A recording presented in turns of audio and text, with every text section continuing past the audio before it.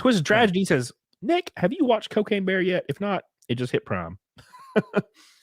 I wanted to watch the Meg 2, but my friend Falcor said it was kind of lame at the end. Like the halfway through, it got lame, and I was like, oh, yeah. I don't know. The Cocaine Bear movie seems fun, but it's also directed by Elizabeth Banks, and I don't really trust her to be funny for that long. Yeah, Elizabeth Banks is. Wait, is Elizabeth Banks the kind of funny but kind of unfunny lady? That's who used to be like kind of SNL? hot too. Yeah, she was in like maybe that one thing with the hotter girl. And she was in Pitch Perfect too, or Pitch Perfect also. Yeah. She used to be pretty damn smoking, and now she just looks kind of old. Well, she's fucking 50. Goddamn. Yeah, and I don't know, the original story is hilarious, and they obviously took the story and embellished the hell out of it to make it funny. But like just the idea of this bear that ate like 500 pounds of cocaine or whatever, just went on not 500, but it ate a shitload of cocaine and went on a damn rampage. Like, yeah.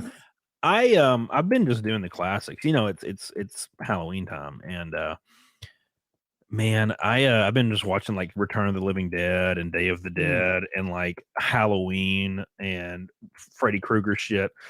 Because if I try so hard, and I watched like a movie called Slapface, and it was like it was okay, but it was about toxic masculinity, and I'm like, what does everything have to be like a metaphor or like symbolism? Can I just like enjoy a slasher and some titties? Like, I don't understand. No, you can't do that. Can't do that. Everything has to have a message, because that's the only way you get a greenlit script these days. Yeah. Well, it's like, well, what's the message?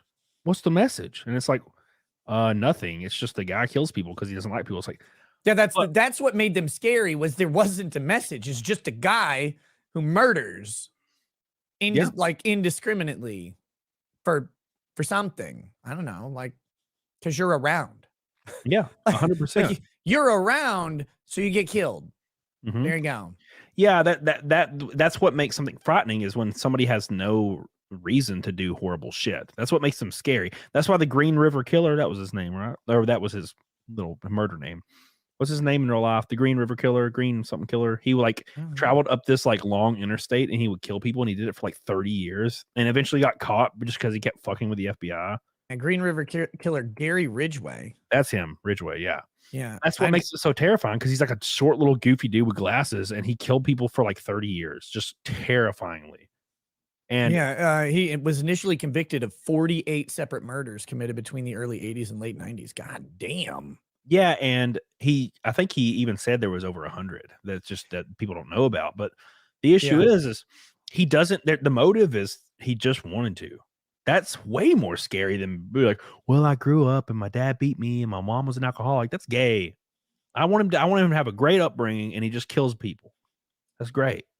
That's way scarier that a normal person with no motive and no background to do horrible shit just does horrible shit because evil exists. That's terrifying. Right? And that's what I kind of like. But isn't that less scary than masked mutant monster horrible killer kills because of feminism? Yes. Oh my God. I'm just glad that I've been watching a lot of slashers because it's Halloween, you know, it's October.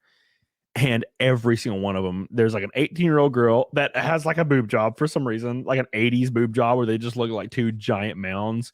And she's just like, her boyfriend comes over and he's got his goofy glasses on, and he's frail and tiny, and he's like, let's have a beer. Yeah. And they just like, you just immediately see your tits every time. I'm like, this is great. It was such a great formula. I mean, that's, the original Halloween, when it's the friend's house, and like it's exactly that, right? Like the boyfriend comes over, he's the dorkiest motherfucker on the planet. He's like, I got beers. Do you have panties? Because you're gonna lose them. And they go up, and like scene fades, and then they're upstairs, and she's like, tits out, and she's like smoking. She's like, well, that was quick. Yeah. God, this is nailed it.